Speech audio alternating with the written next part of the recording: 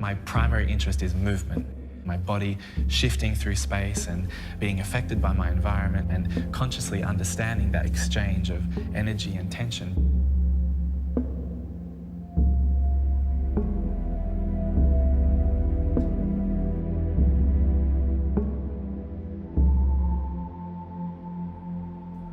There was always a great sense of play throughout my whole childhood, and also this kind of divine sense of space and silence, because we were on a farm and I think our closest neighbour was a couple of kilometres away. So silence has now become something that I place great value on.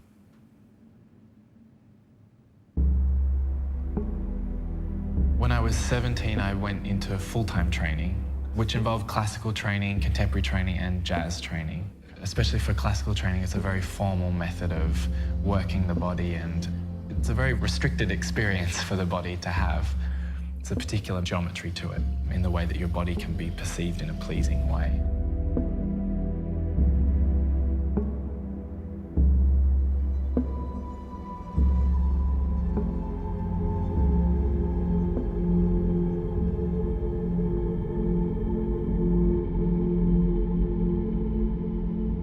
I'm very grateful to the understanding of the male dancing body that I got from classical ballet, because whilst it's a conventional idea of masculinity, it also gave me the skills and the somatic understanding to be able to keep myself safe in school. In ballet, as a man, you're required to stand strong with your back straight, with your shoulder blades back, your chin slightly raised up, expressing confidence.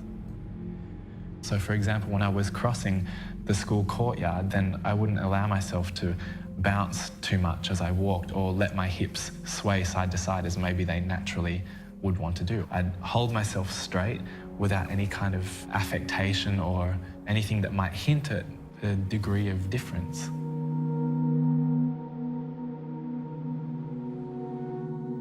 The more I started to understand about classical ballet, the more borders came up in terms of gender and sexuality and how the male body should be.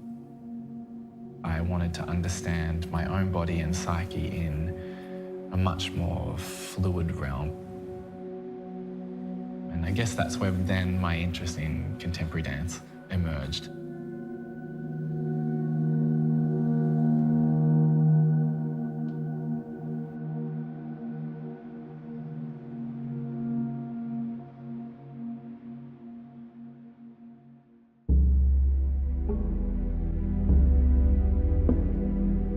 In terms of generating my own work, there must always be this element of play or questioning the parameters that I've set myself in, whether that is a set choreography that I know from A to B, or whether they are more conceptual boundaries. Then those digressions are what makes the entire thing interesting for people to watch.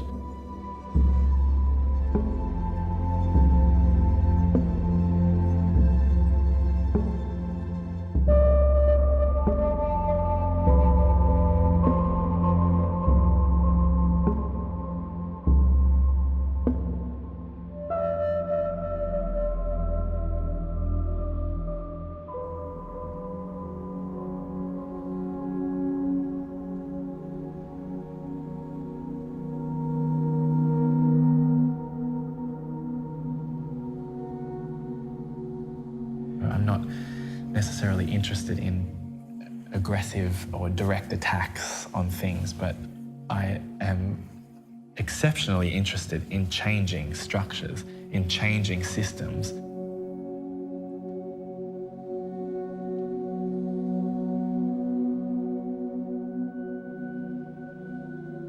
It's important that you question these things, or that you're constantly nutting out. Why am I here? What effect am I having on this place? What effect is being here having on me? And that's something important outside of the theatre and inside society in general, I think.